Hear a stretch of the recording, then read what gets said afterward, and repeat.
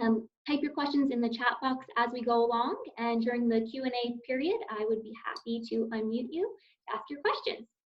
So today we have Sandler Sales Training from Orlando here to share with us some important tips on how to manage your newly remote workforce. I'm pleased to introduce Mike Aldrich, CEO of Sandler Training. Mike has been involved in sales and executive management for 25 years.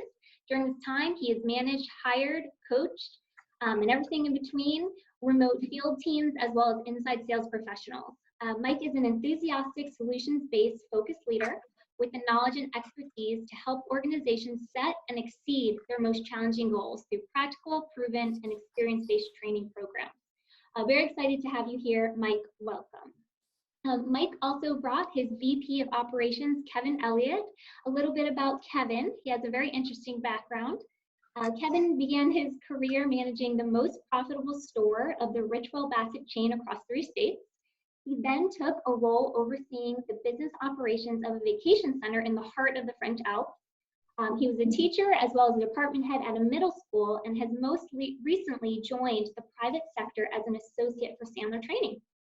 Before we kickstart on your presentation, I would like to thank our sponsors for today's session. As I mentioned, we are pleased to transfer this live event that was scheduled for last Wednesday onto a virtual platform, and we're so excited to have a sponsor message from Beyond Commercial and Forward Law.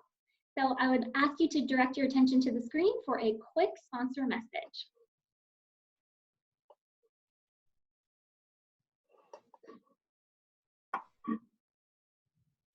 Tiff, we can't hear it. Unmute your. For 10 years now. We have helped clients through times of crisis when maybe they're right sizing and need to reorganize their workforce, or we've even helped them through very happy times like starting their business. So whether you're looking to buy, sell, or lease space, we can help you out with that. We can provide you with an assessment of your current lease or current property, or help you with your future acquisition plans. Please give us a call at 407-641-2221 or visit our website at beyondcommercial.com. We look forward to helping you soon.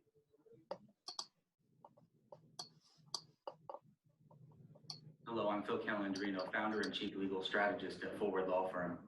I know that today you're discussing how to manage during a crisis. For over 20 years, my law firm has been helping business owners prepare for crises, such as the one that we're facing today. We've done this through what we call the Forward Prevent model. It involves examining customer relationships, employee relationships, vendor relationships, government relationships, investment from outsiders, and fundraising possibilities for businesses. We examine how contracts, insurance, and asset protection tools can be applied to these relationships to protect the business owner. And of course, we talk to the business owner themselves about estate planning and their other personal needs. If you know anyone or if your business could benefit from these services, we offer a free consultation. Please call us at 407-621-4200 or visit us online at forwardlawfirm.com. Thanks.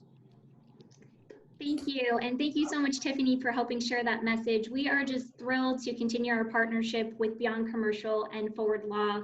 They are our annual Hot Seat Academy sponsor, and we're excited, as I mentioned, to continue this program in a virtual format until we're allowed back into our chamber building. So with that, I would like to go ahead and get started. Mike and Kevin, I'll pass it over to you. Excited to hear your presentation. Thank you very much, Amy. I wish I would have recorded your introduction for me. I'd play that every day and feel great. That was wonderful. Thank you. So welcome everybody, and thank you to the Winter Park Chamber for giving us this opportunity to participate in this. We're excited to be here. We're going to go through this presentation. The first part are going to be 7 keys to managing remotely. And then we brought 4 tools that we're going to share with you that the Chamber has that they can send out to help you do that as well. So ordinarily, I'd ask for a raise of hands. We're not on video, but being first-time remote managers or wondering what your team is can be fairly uncertain. But the first principle we're going to get into, Kevin, if you want to go there, is having a routine.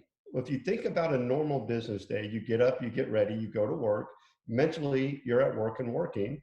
At 5 o'clock or 6 o'clock, you get in your car and you drive home, and you're mentally disconnecting from work and going home.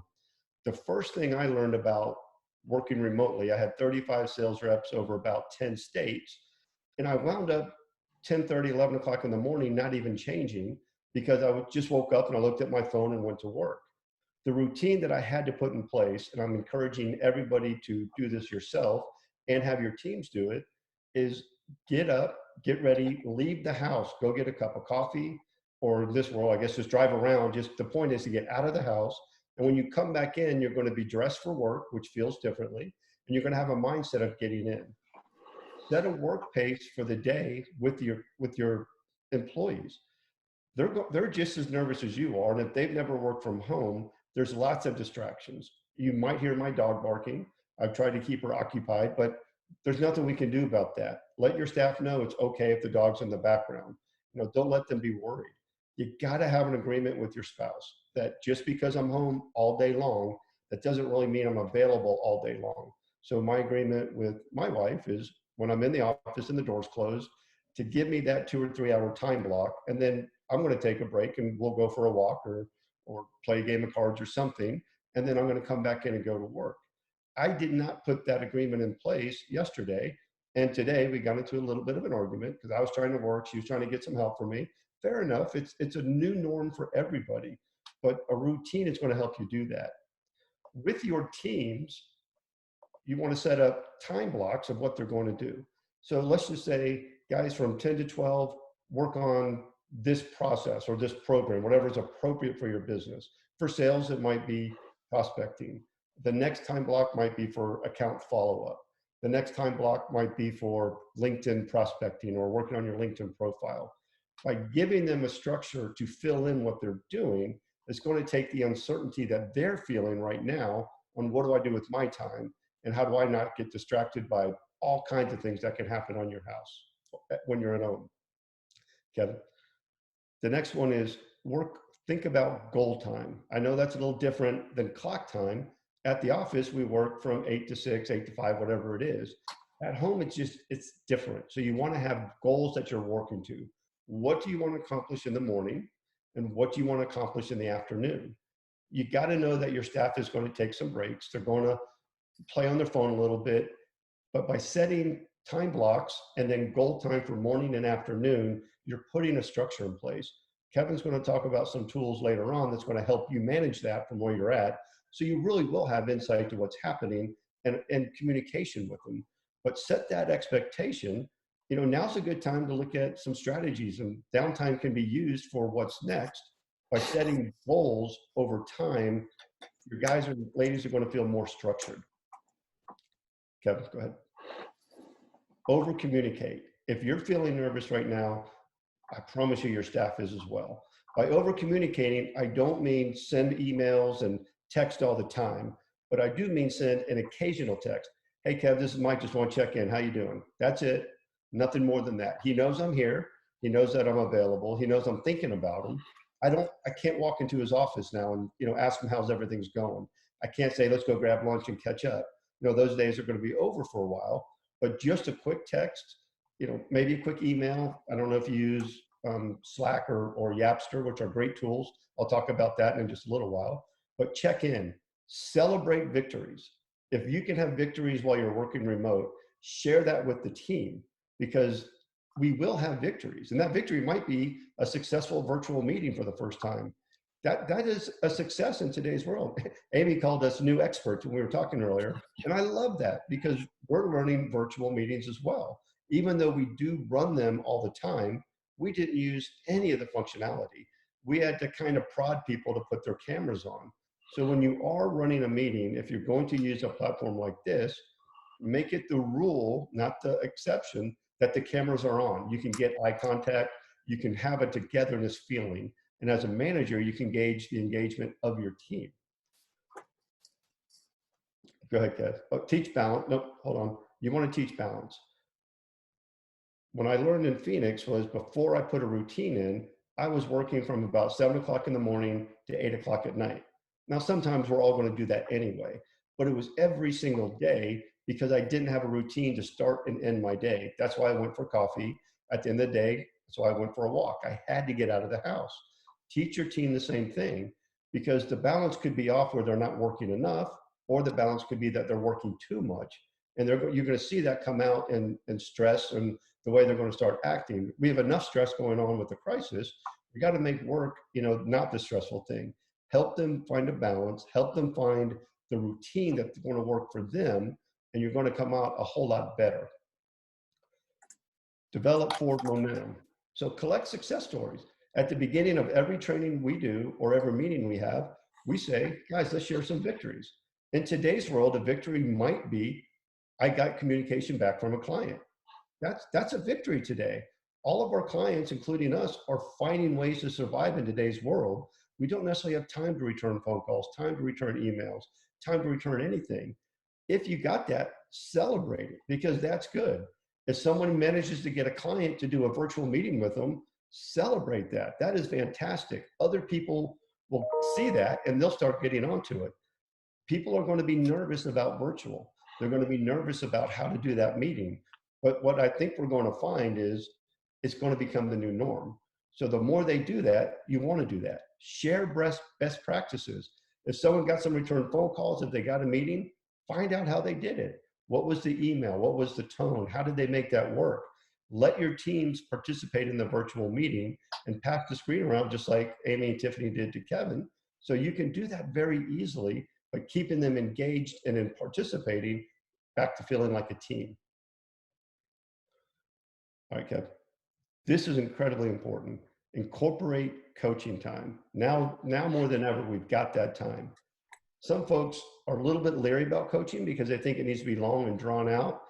An average coaching time with us is about 20 minutes. We follow a process called GROW, G-R-O-W. G just means goals. Anybody who wants to have coaching, they bring 2 or 3 goals to us on what they want to accomplish. Once we go over those, R means reality. What's the reality of the situation that get those goals? If someone came to me with a goal that said, I want to close 10 deals this month, I'd say, let's talk about the reality of that. What's going on to get us there?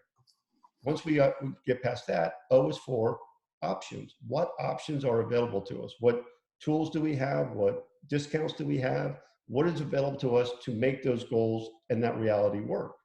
W, wrap up. Okay, let's go over your goals again. Here's the reality of the situation. Here's the options that you have to do this. And next coaching session, that's how we're going to start to see how that went. Coaching is huge, and it gives you a chance to connect with your team members in a different manner. Do it virtually, do it with the camera on because you want to look them in the eye and engage.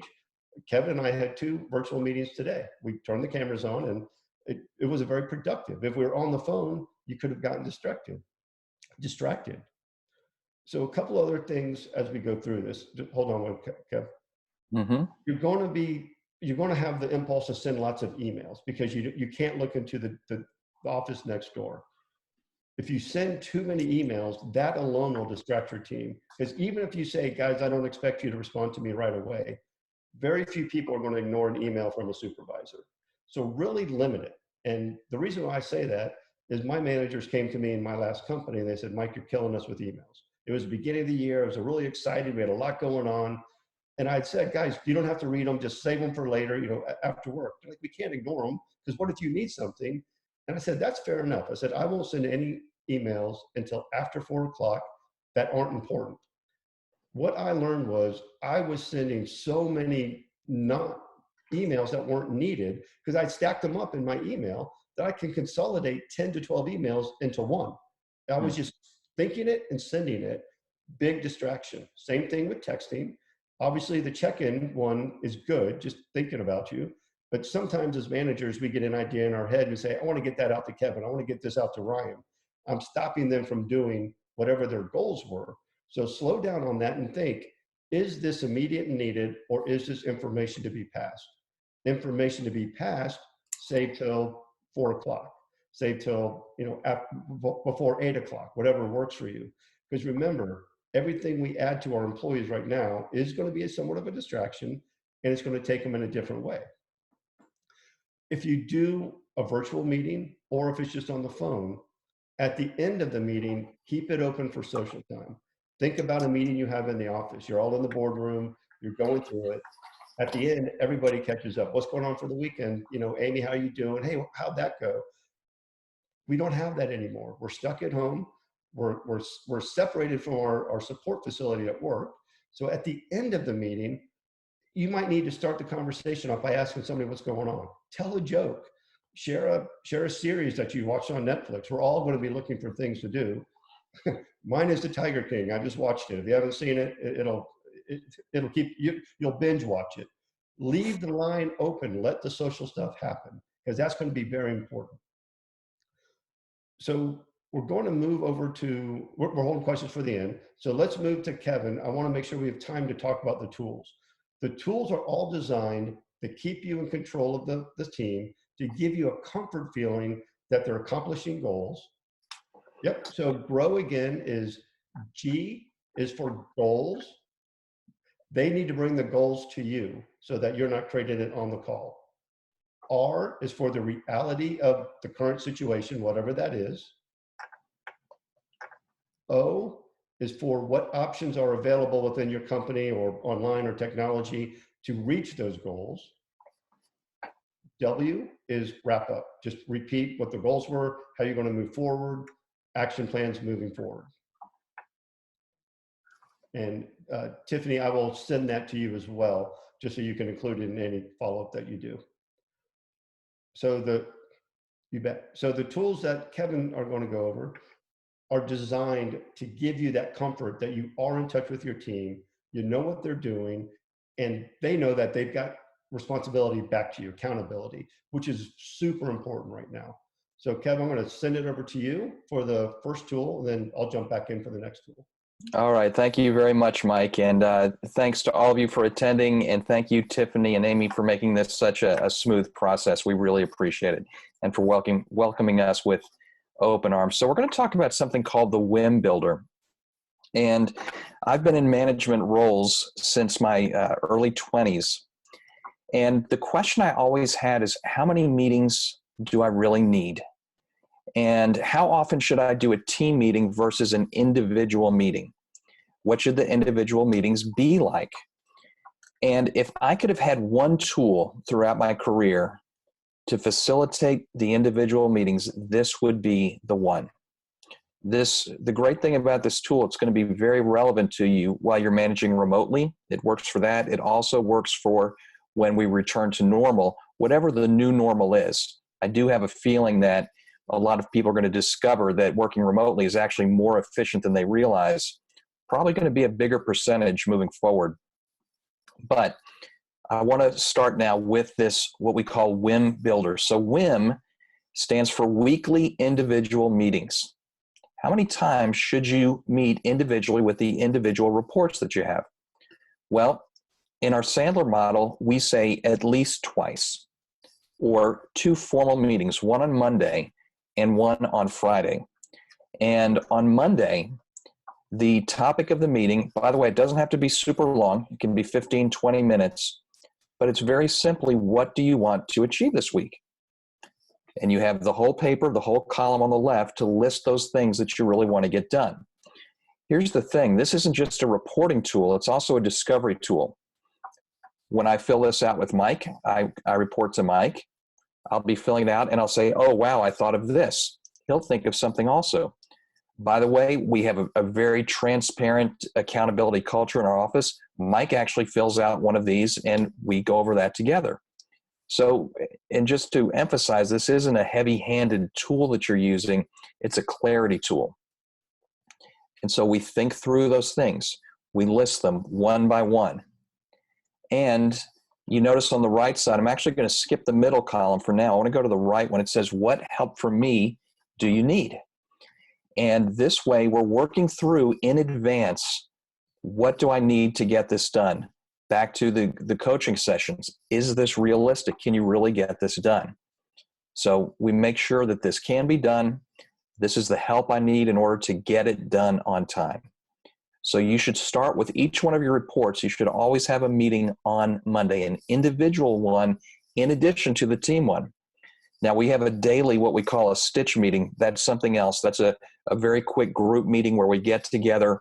We'll make sure we're all on the same page. We all see each other. It's kind of a brief bonding time. This is different. These are individual meetings. So you start that on Monday. And then on Friday, you meet again and you say, did you achieve this? Now, I want to emphasize something Mike has already mentioned. When you do these meetings remotely, you want to make sure that their camera is on. You can do it by phone. That's okay, but it's not optimal. Optimal is you want to look them in the eye and say, yes, I'm going to do this. Or when they tell you, I'm going to accomplish this. And for each thing they have, your response should be, are you sure? Are you sure this is realistic? Make them reaffirm it to you, because it's a lot harder to argue with your own data.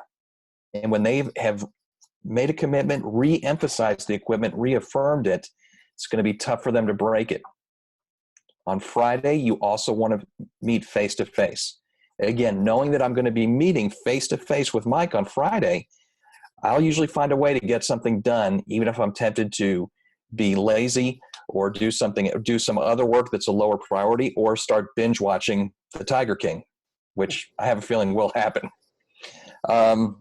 It's funny, early in my career, someone told me something that I thought made a lot of sense. They said you should always manage by reports, not your eyeballs. So there's some disadvantages to managing by your eyeballs. First of all, you're getting a very small sample size. Second of all, you're going to start to think about what you just saw. You're going to get distracted off the task you should be doing, because you, and whatever your position is in your organization, the ultimate question is always, what is the highest and best use of my time? When you're looking at other people and thinking, is he doing this, and trying to figure that out, you're multitasking, which we all really know there's no such thing as multitasking. There's switch tasking. And when you switch from one to another, there's always a ramp up time. So it's a very inefficient way to manage. Plus, they start feeling micromanaged and they start faking it. It's just not a good way to do things. So I was always told to manage by reports, not by your eyeballs.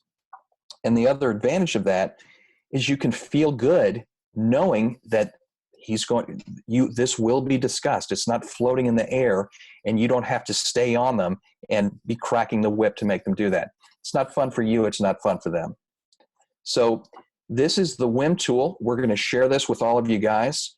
I would suggest you definitely implement this during this time, and you keep using it once we're no longer working remotely or working less remotely. So Mike, I'm going to turn it back over to you for the SWOT analysis. Yep, and thanks for that on the WIM. But quick note on the WIM, the first time you start doing it, it's not going to be perfect. Your team's going to have to struggle a little bit coming up with what their weekly activities are. So be patient and help them build out that thought process. And that's another great coaching opportunity. But as you do it week 2, 3, 4, you're going to really see them get focused in on it. So the SWOT analysis, I'm kind of using this in a different way for the purpose of this call. It's designed for really analyzing your competition, your territory, your market, your opportunities. SWOT stands for strengths, weaknesses, opportunities, and threats. The way we're using this tool, some of our clients are, everybody's in a new normal, everybody's working remote, but that doesn't mean that there's not positives out there. So have your teams go through this, and what are the strengths of working remotely? There's some out there. Let them think about it. What are the weaknesses? Put it on the table. Let's figure out what they are. We can start working around that, or looking for some cures. What are the opportunities? I promise you, if you get your team thinking about it, they're going to come up with some opportunities. And then, of course, what are the threats? Threats would be the distractions, they're not being motivated, feeling disconnected. That's all okay. As we know about it, we can work around it. It's also a great time to do SWOT traditionally with what's going on with the environment and your competition and your territories, and get them thinking that way. But there's an internal use for this, and have people start thinking positively about what can we do, instead of sitting at home worrying about what we can't do. So really flip that game a little bit, and you might be surprised at what you come back with, and another opportunity to share best practices. So we've had great success doing it over the last couple of weeks, and wanted to share it here with this opportunity. Yep. All right. So the last tool we want to share with you today is something we call the pre-call planner. This is one that if they are engaged, some of you may be in industries that actually this isn't a slow time. There's some industries that are actually almost getting a stimulus from this. So you can use it now if you'd like, but you can certainly use it in the future. This is, again, a management tool where before a sales call and interaction with the customer, you can go through and check all the boxes that the person really is prepared for the call. You might not get the account, but you know you did everything you should have to prepare. So the pre-call planner, a lot of this is obvious, the names and such. The care designation depends on what kind of account am I calling on. Is this an account I just want to keep? It's a touch call. Is it one I want to attain? I'm trying to win new business for A. Or do I want to recapture a client who's left us for whatever reason? Or E, a current client that I want to increase my business, I want to expand. So care is for keep, attain, recapture, and expand. The next thing to consider is the cast of characters. Not on my side, but how many people will I be talking to? I need to know who they are, what their role is, their impact on the deal. Am I connected on LinkedIn? What's their basic disc style? And do I have an existing relationship with them? These are all things to be considered before the call. Yep. Kev, Yeah. just real quick, if you're not familiar with DISC, DISC is a communication style that all of us have.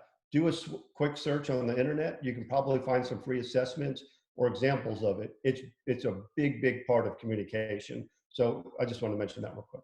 Yeah, I appreciate that. So you can speak to them in a way that they click with. Exactly. So still on the selling side, have you pre-briefed these different items, relationship, business, roles, and responsibilities? What do you need to bring? And what are your goals for the call? Is everybody on the same page with those goals? Last things, and these are super important, what questions do you need to ask? Have you ever walked out of a meeting and thought, man, I can't believe I didn't ask that? This helps prevent that. And just as important, what questions may they ask you? Will they probably ask you? You need to think through those things, your responses, and the planned upfront contract. What are the next steps? Does everybody really agree to it? Can we think of any reasons this may not be able to happen? Take care of that then and there. So guys, a quick note on the pre-call plan. It can be used for any meeting. If you've got a meeting with somebody, what this does is make you focus on what you're trying to get out of it. When I first started using it, it was a different format. It was when I was selling for General Electric, and I was an okay sales rep. I wasn't great. Nobody was that excited. When I input that and another tool that we shared with the chamber that they're going to send out to you, I went up to top 5% for about 2 years before I moved on to a management role. I didn't get better at selling. I got more focused and thought about what I wanted to achieve. Now is a great time for that tool, whether it's an operational meeting or if it's a sales focus. Think about clients that you want to get back in front of and start building out pre-call plans right now so that when the starting bell goes off, you're prepared about thinking what you want to do. From the management side, they send this to you before they go to the meeting. Now you can see where they're going, what they want to do. You get to review it. Is there anything on here you want to change? Hey, quick talk about that. Let me give you a call. Be sure to mention this. Whatever it is, you're more effective managing. And I became a better manager when I stopped traveling, oddly enough, and used this because I could talk to more of my team and help them out more with thought processes. So lots of different uses for these tools, but that one alone will give you a comfort of what your team is doing, what they're preparing to do once the bell goes off, but we can still stay in touch with our clients. And it might just be, hey, exactly what we're doing right now. Hey, Kevin, not calling to do anything, but just check on you. I want you to know I'm thinking about you during this time. If I can help you in any way, just shoot me an email. We're going to catch back up when the world catches back up. Just stay safe. That's it. And we've gotten a lot of great responses from that. So trying to be respectful of time, Amy, I know we wanted to leave openings for questions. Yes, perfect. Let's go ahead and open the floor for questions. If you do have a question, you are welcome to raise your hand in the Zoom app. And you can do that by clicking the little raise hand button on the bottom of your screen. It's in the same place that the chat box is. Click that and I'll unmute you so you can go ahead and ask your question.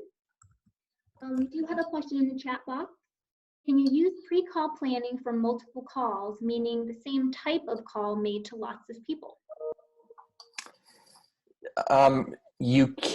No. The answer is no, because part of it is the cast of characters. So you're going to have different individuals with different roles and responsibilities and different personality types.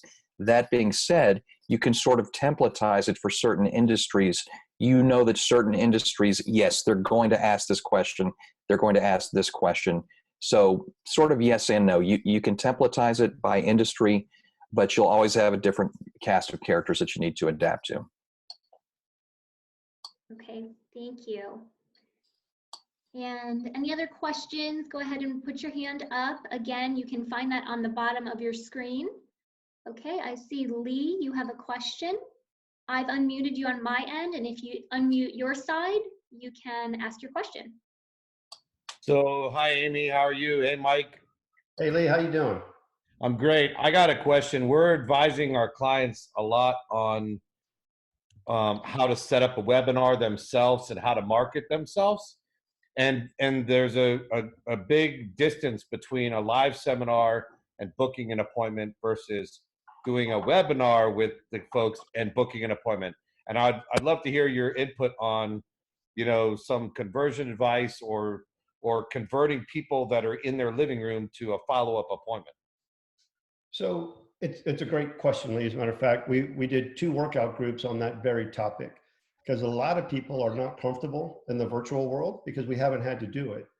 But right now, remember, we all want to go back to work. Our clients also want to go back to work. It's just we don't know how to do it.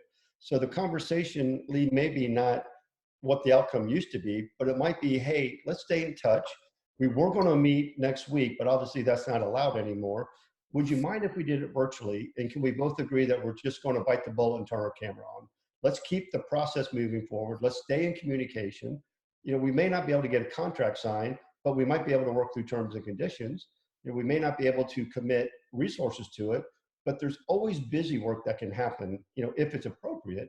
But the key is to keep the meetings you already had scheduled if you can, but have that camera on so you can make the personal connection. And just let your client know we're all working from home, right? So this is day 1 for us. We just closed down yesterday with the advice from Orange County and the city of Orlando.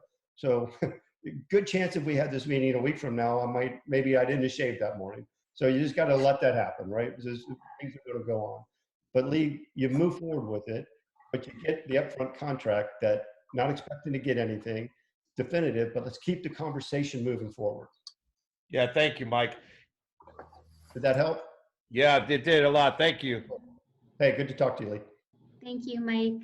I see we have a question in the chat box about the handouts. I just want to clarify that the PowerPoint, all handouts that were mentioned, they will all be on our website as well as will be sent to you in a follow-up email.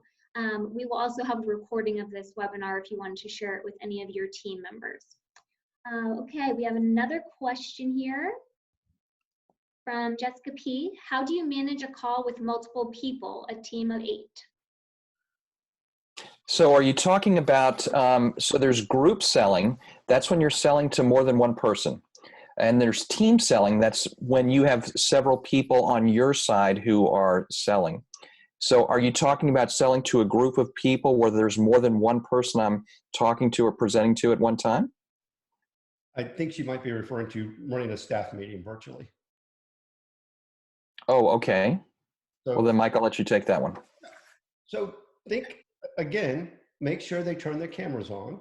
So right now you can see 3 of us talking and you'll be able to see them. So the key with running a virtual staff meetings, and I'll try to do this high level so I don't eat up too much time, is you want to start your meeting right on time. When you're in your office, it's not a big deal if you're 5 minutes late because you're able to socialize. But if you don't start the meeting, you've got a bunch of people sitting at home looking at a computer screen. So start it on time.